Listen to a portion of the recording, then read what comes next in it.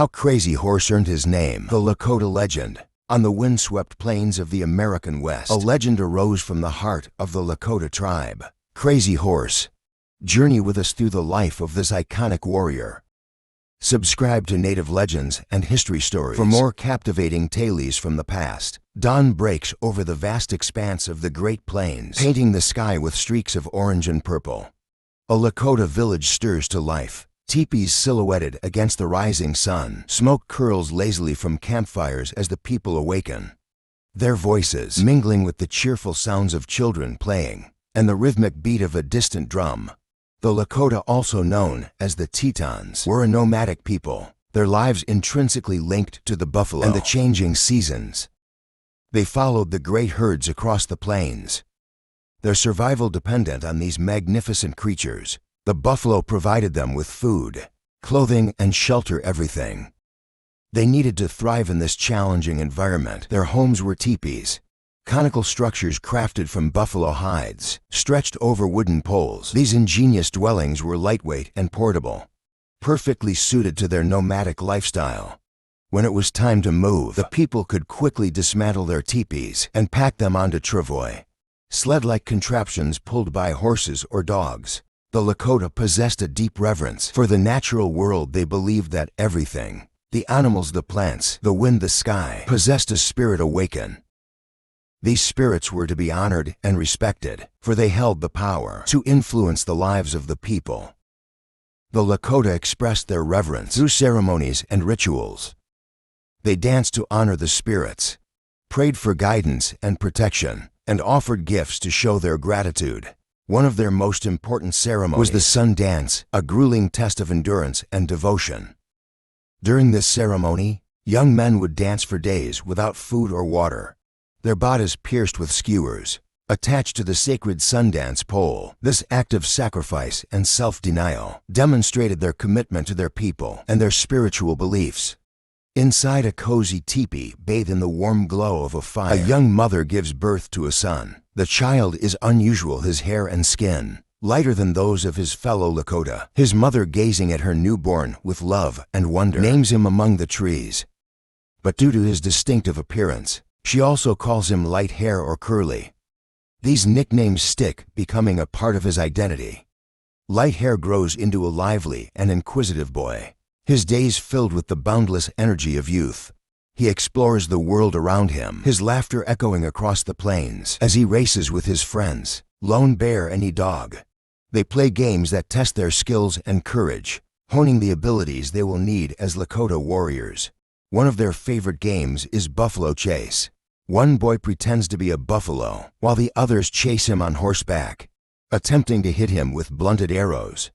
The buffalo dodges and weaves, trying to avoid being tagged, while the hunters practice their aim and horsemanship.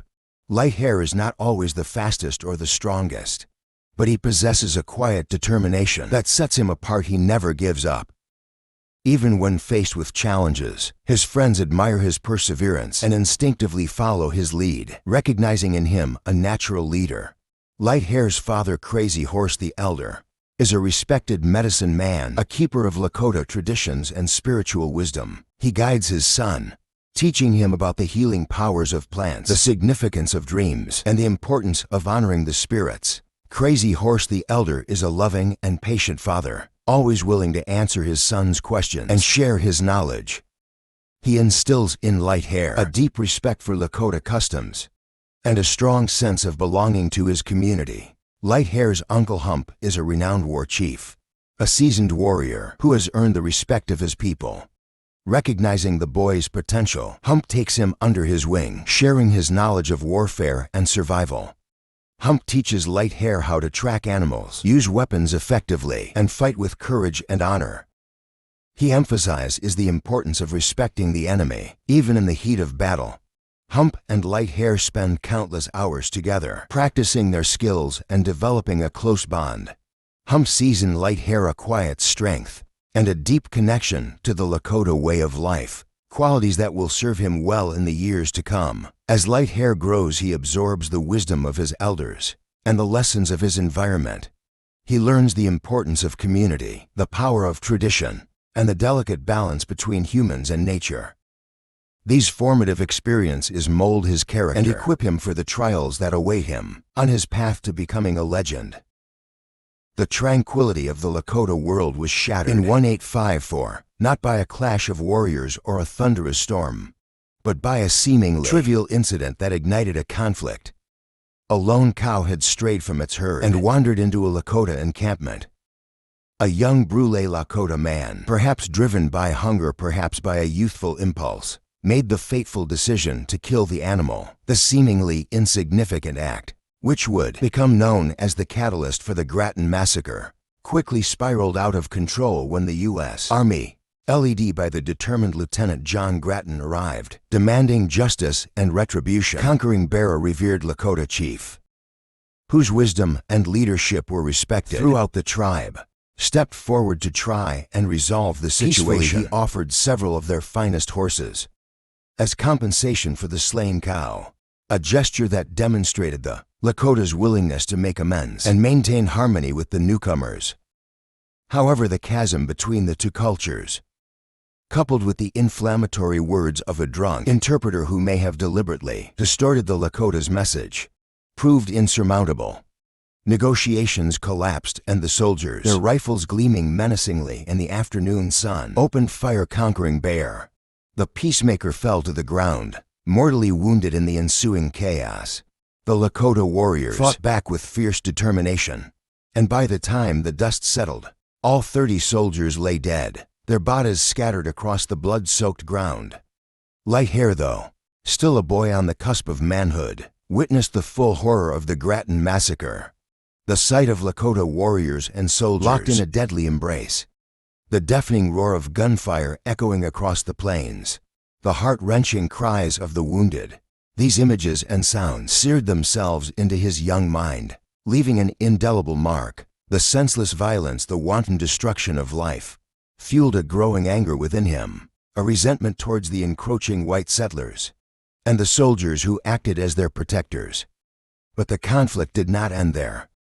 The following year, General William Harney, a hardened military leader known for his ruthlessness, led a retaliatory expedition against the Lakota, seeking to avenge the deaths of Lieutenant Grattan and his men. What Light Hair witnessed during this attack was far more horrific, far more soul-wrenching than anything he had ever experienced before. Harney's troops descended upon a peaceful Lakota village, a place of laughter and community, and transformed it into a scene of unspeakable carnage. Over 80 Lakota, mostly women and children, who had no part in the Grattan Massacre, were brutally slaughtered. Yet it wasn't just the sheer scale of the killing that scarred Light Hair's memory and haunted his dreams. It was the depravity, the sheer inhumanity with which the soldiers treated the bodies of the slain. He saw women with their breasts savagely cut off, their once nurturing bodies desecrated. He saw scalps torn from the heads of the dead, trophies of war taken with no respect for the sanctity of life. He saw other acts of mutilation, too gruesome to describe, that violated the Lakota's deep reverence for the human body and the spirit that resided within. The sight of these atrocities filled him with a burning rage, a profound sense of injustice that would forever shape his worldview.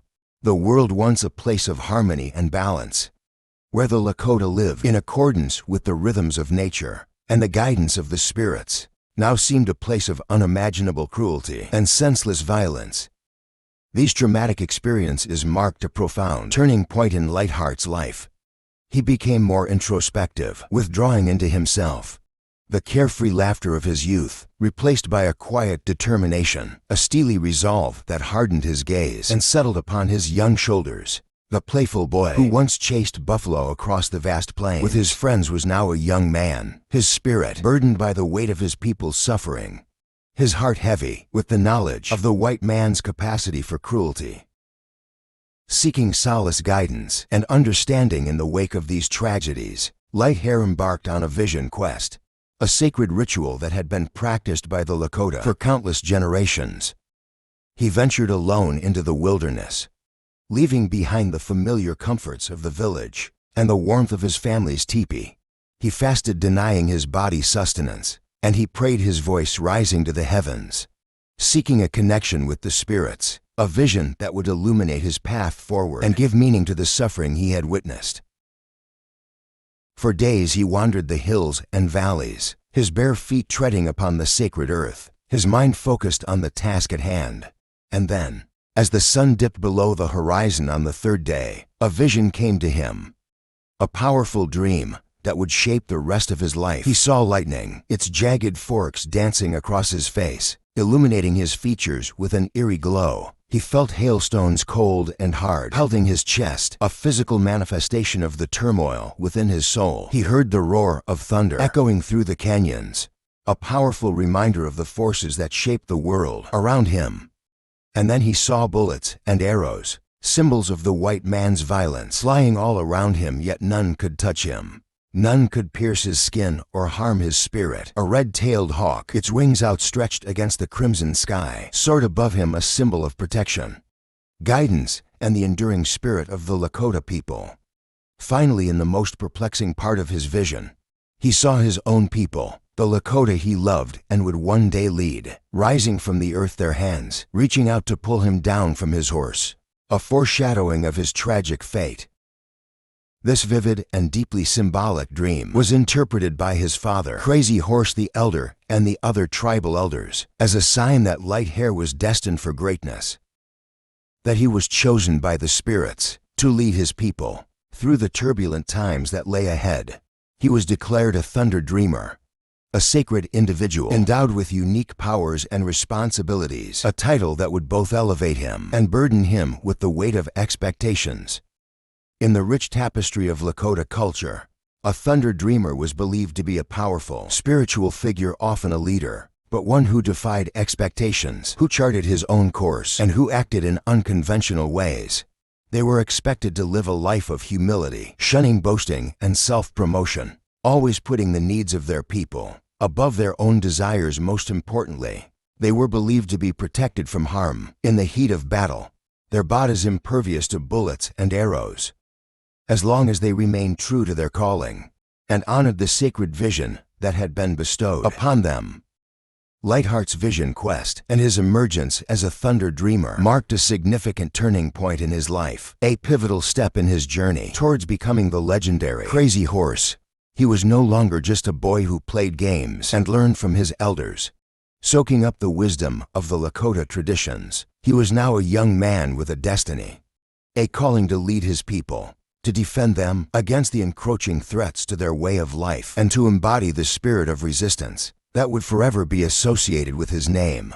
Light Hair, now a young man of about 16 years old, was eager to prove himself as a warrior and live up to the expectations that came with being a Thunder Dreamer. The opportunity arose when his uncle and mentor announced a raiding party to venture into Shoshone territory. The Shoshones were a neighboring tribe with whom the Lakota had a long history of conflict, and this raid promised to be a dangerous but necessary undertaking. Light Hair prepared himself for the raid with meticulous care. He painted his face with red lightning bolts, as he had seen in his vision, and adorned his chest with symbols of hailstones. He carried his bow and arrows, a quiver filled with deadly shafts, and a 6-shooter pistol tucked into his belt. He rode a powerful war horse, its mane decorated with eagle feathers, a symbol of courage and strength. The raiding party set off under the cover of darkness, their moccasined feet treading silently upon the earth. They rode for many days, their senses alert for any sign of the enemy. Finally, they spotted a small Shoshone encampment nestled in a valley. The Lakota warriors dismounted and crept closer, their bodies blending with the shadows. The leader of the raiding party whispered the plan of attack. They would strike swiftly and decisively, taking the Shoshone by surprise. Light Hair, his heart pounding with anticipation, positioned himself at the forefront of the attack. As the first rays of dawn painted the sky, the Lakota warriors charged into the Shoshone camp, their war cries echoing through the valley. The Shoshone, caught off guard, scrambled to defend themselves, but the Lakota's attack was swift and overwhelming. Light Hair, fueled by adrenaline and a fierce determination to prove himself, rode straight into the heart of the battle. He loosed arrow after arrow, each one finding its mark. He saw Shoshone warriors fall beneath his onslaught, their bodies riddled with arrows. Suddenly Light Hair felt a sharp pain in his leg. He looked down to see an arrow protruding from his calf. He had been wounded, but his spirit remained unbroken. He gritted his teeth, pulled the arrow out, and continued to fight with even greater ferocity. The Shoshone, overwhelmed by the Lakota's relentless attack, began to retreat. Light Hair, seeing an opportunity to end the battle, spurred his horse forward and charged after the fleeing enemy. He rode like the wind, his hair streaming behind him, his bow a deadly weapon in his hands. He caught up with a group of Shoshone warriors and unleashed a volley of arrows. One of the warriors fell from his horse, an arrow piercing his heart. The other warriors, seeing their comrade fall, turned and fled in terror. Light Hair, his body exhausted, but his spirit soaring, returned to the Lakota camp, where he was greeted as a hero. His fellow warriors marveled at his courage and skill, his ability to fight through pain and emerge victorious. Hump, his eyes filled with pride, clapped him on the shoulder and praised his bravery. Lightheart's performance in the Shoshone raid solidified his reputation as a fearless warrior and a worthy leader. He had proven himself in the heat of battle, demonstrating not only his skill with weapons, but also his unwavering courage and determination. The Lakota people recognized in him a leader who would guide them through the turbulent times that lay ahead, a warrior who would defend their land and their way of life. The news of Light Hair's valor in the Shoshone raid reverberated through the Lakota village, reaching every tipi and every ear. The elders, witnessing the fulfillment of his vision, quest prophecy, recognized the significance of his deeds and the promise they held for the future of their people. They convened a council, their hearts heavy with the weight of their decision, and after much deliberation, they reached a consensus. It was time for the young warrior to receive his true name, a name that would reflect his courage, his resilience, and his destiny. Word of the impending ceremony spread like wildfire, igniting a spark of excitement and anticipation within the village. When the day arrived, the entire community gathered in a vast circle, their faces etched with a mixture of reverence and eagerness. At the center of the circle, a sacred fire crackled and hissed, its smoke carrying prayers and blessings to the heavens, its flames casting dancing shadows upon the faces of the assembled throng. The air was thick with the scent of sage and sweet grass, their fragrant smoke purifying the space and inviting the benevolent spirits to witness this momentous occasion. Light Hair, adorned in his finest regalia, his body painted with symbols of his vision, Quest stood tall and proud, his eyes shining with a mixture of excitement and humility. He had proven himself worthy of a warrior's name, and he was ready to embrace the responsibilities that came with it. He looked out at the faces of his people, their eyes filled with hope and expectation, and he felt a surge of determination rise within him. He would not disappoint them. His father, Crazy Horse the Elder, stepped forward, his weathered face etched with pride and a touch of sadness. He was a medicine man, a keeper of sacred knowledge, and he understood the significance of this moment. He raised his hands, silencing the murmurs of the crowd, and began to speak, his voice strong and resonant, carrying across the hushed circle. "My son," he began, his voice filled with emotion, "you have shown great courage and strength. You have faced danger without flinching, and you have emerged victorious. You have proven yourself worthy of a warrior's name, a name that will be remembered for generations to come."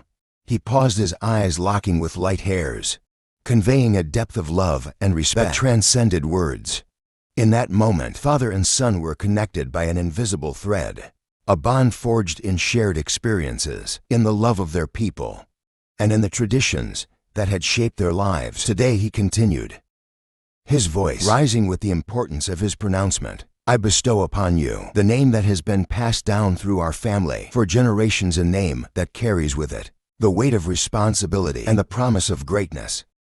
From this day forward, you will be known as Crazy Horse." The name resonated through the crowd, its power palpable. Crazy Horse, a name synonymous with courage, with defiance, with the untamed spirit of the Lakota people. It was a name that would become legend, a name that would inspire awe and fear in the hearts of his enemies. Crazy Horse, his heart swelling with pride, accepted his new name with a solemn nod. He understood the honor that had been bestowed upon him, and he vowed to live up to its legacy. He would be a warrior for his people, a defender of their land and their way of life. He would be Crazy Horse the fearless, the resolute, the unconquerable. In a final act of humility and respect, Crazy Horse the Elder then relinquished his own name, adopting the humble moniker of Worm. This symbolic gesture demonstrated his deep love for his son and his willingness to step aside, allowing Crazy Horse to take his rightful place as a leader of the Lakota people. He understood that the time had come for a new generation to lead, and he had no doubt that his son was the one to carry the mantle. The ceremony concluded with singing and dancing, the entire village celebrating the rise of a new warrior, a new leader who would carry their hopes and dreams into the future. Crazy Horse's spirit soaring joined the dance's movements, fluid and powerful, embodying the strength and resilience of his people. He was ready to face whatever challenges lay ahead, knowing that he carried the name and the legacy of Crazy Horse, a name that would forever be etched in the annals of Lakota history. The drums beat louder, the singing intensified, and the dancers moved with increasing fervor, their bodies swaying like reeds in the wind, their voices rising in a chorus of celebration. Crazy Horse, caught up in the energy of the moment, felt a surge of power coursing through his veins. He was Crazy Horse, and he was ready to embrace his destiny.